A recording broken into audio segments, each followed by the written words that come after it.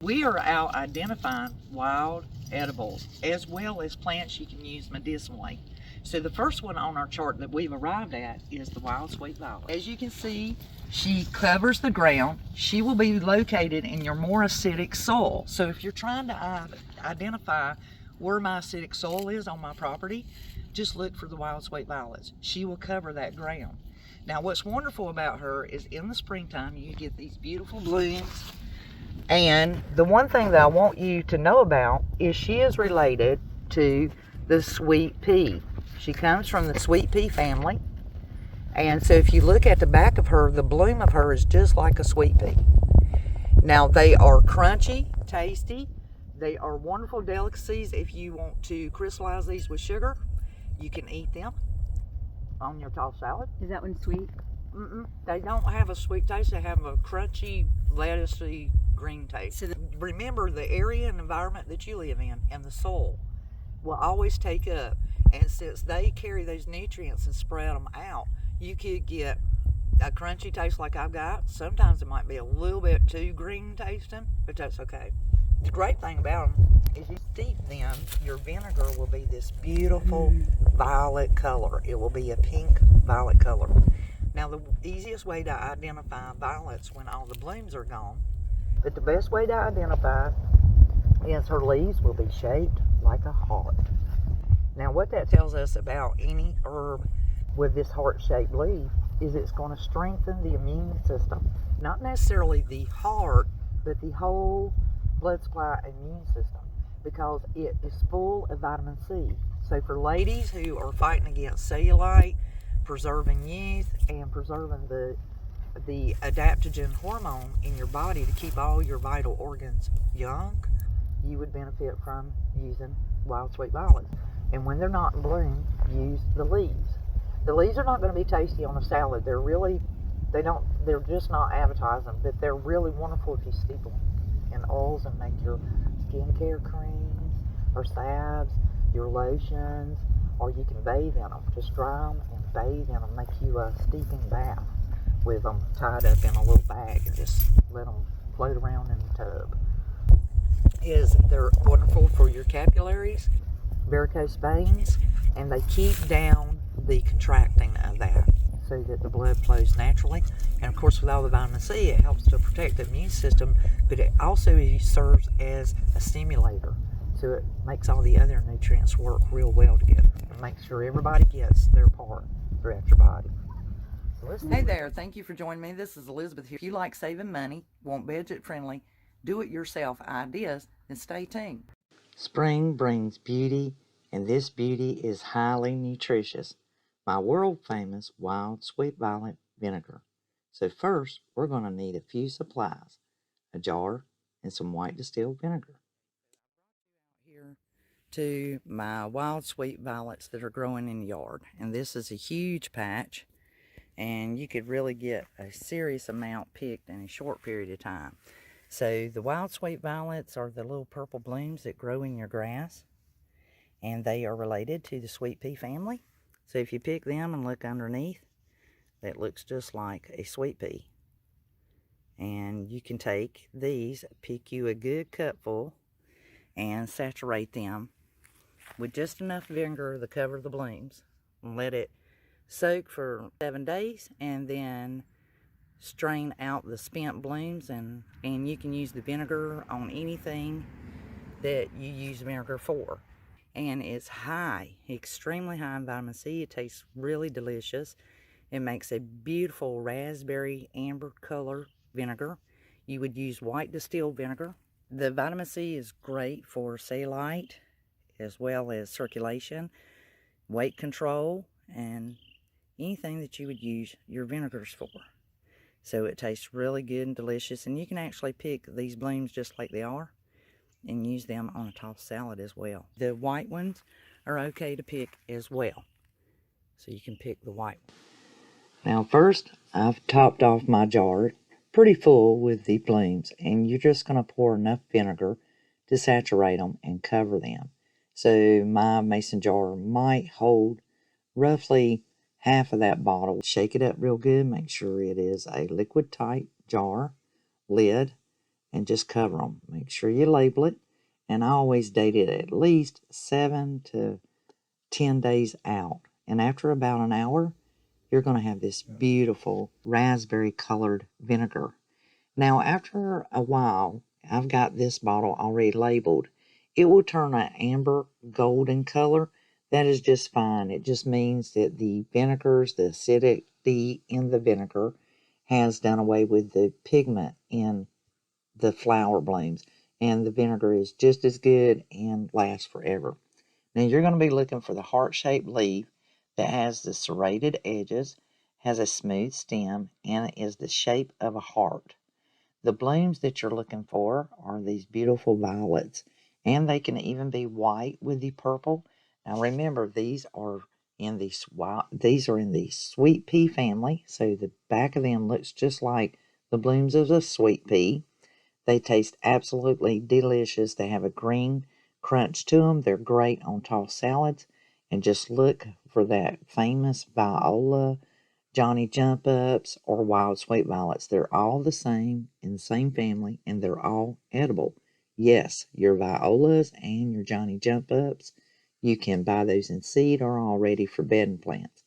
Now, this is what the vinegar looks like. See this beautiful raspberry red colored vinegar.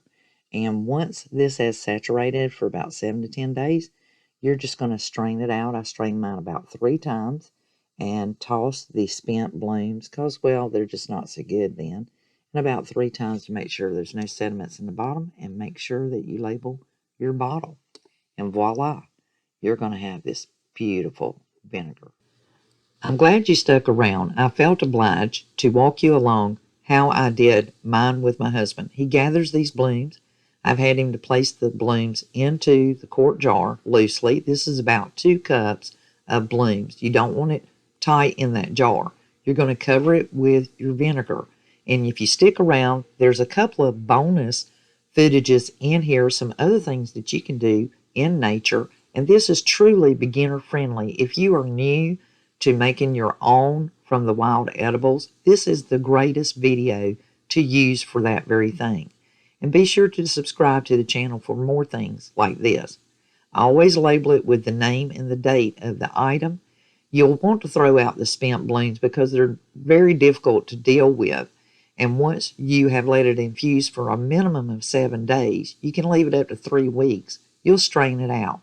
I use gauze or cheesecloth, and I just used my orange juicer to catch the large blooms. I do mine 3 times, and then also reuse your sauce bottles. I'll include the affiliate link so that you can purchase these. You can also make oil infusions, and they're the great size.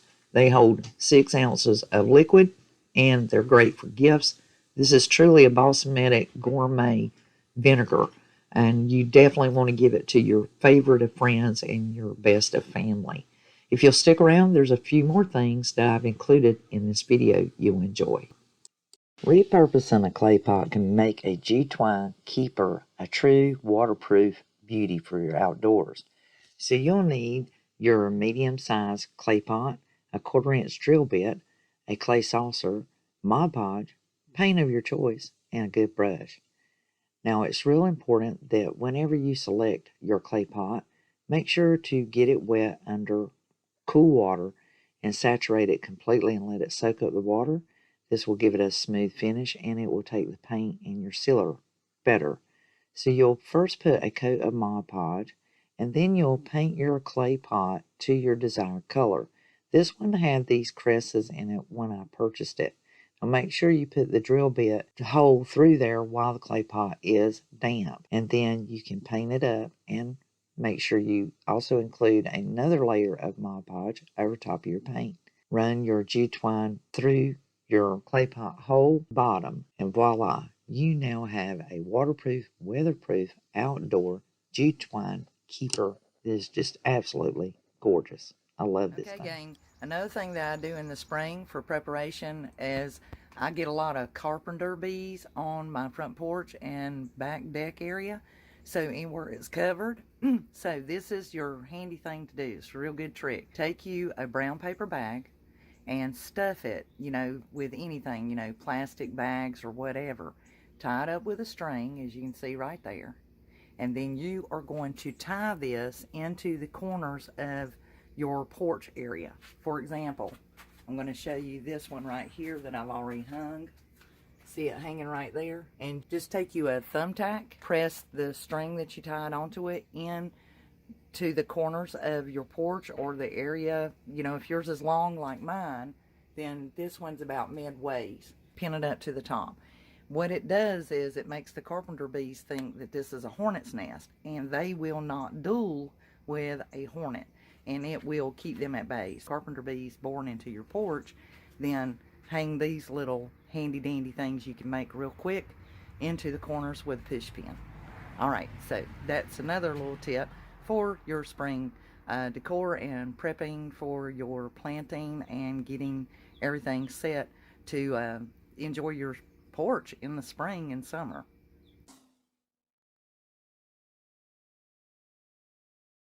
This is a garden tip about your vining, or what they call your climbing rose bushes. Now you see these pieces right here that are broken and they're discarding themselves.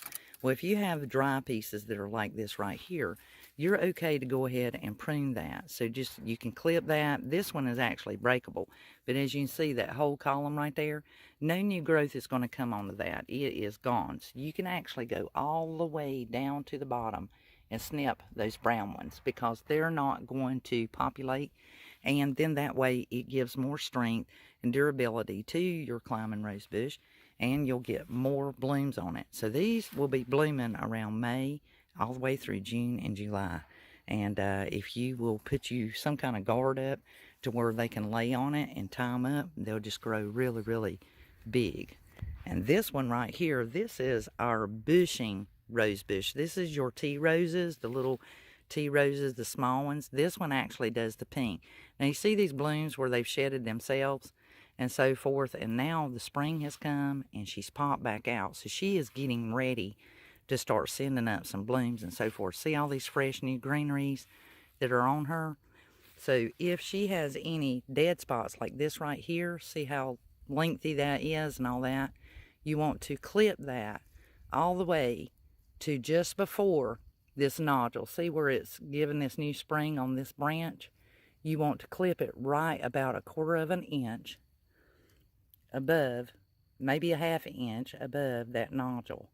And that will clean her up and get all this that's died back off of her, and that will help her as well. So you can see they kind of self-prune and they start drying where it's green and then it's brown. Clip to the brown, don't go past it, and that will clean up your little tea rose bushes. And this is the last plant I'm going to tell you about. This is your purple coneflower, also known as echinacea. Yes, this is where echinacea comes from. And as you can see, all of the long stiff branches that were growing in her, see how I've already made sure that those were pulled out and broken down, and you can see them laying here. You want to get those away from her, and then that way she can grow up tall and bright, and she'll get, oh, probably about, usually 4 feet tall, sometimes 5 feet tall, and then she'll have her purple coneflowers up top. So just make sure you get all that dead away from her and clean that up, and then that way her greenery can show off, and she'll have her new strength in her new stems, and then for her blooms. So usually around May, you'll see them pretty big, and then by June they'll be in full bloom. And the butterflies and so forth, they'll bring your butterflies and give your bees all the nutrition that they need to keep them healthy. I'll give you a shot. We have some birds growing. We have some birds in this little birdhouse here on the left, so I don't want to disturb them. And yes, guys, that is a eucalyptus tree. It is extremely tall. Let me stand over here, give you a good shot. She's really, really tall. Alrighty, so if you stuck around this long, then that means you enjoyed this video and you enjoyed the budget-friendly tips that I'm bringing to you, and I do that very, very often. So this is our spring and summer garden helpers. Now, if you enjoyed this video, make sure you share it, pass it on, and share it with someone who likes videos of this sort. Give it a thumbs up. And if you haven't subscribed to the channel already, well, hello, I'm Elizabeth. And my current subscribers, I love you all very dearly, and you guys know the drill. Till the next DIY, I'll be crafting, y'all.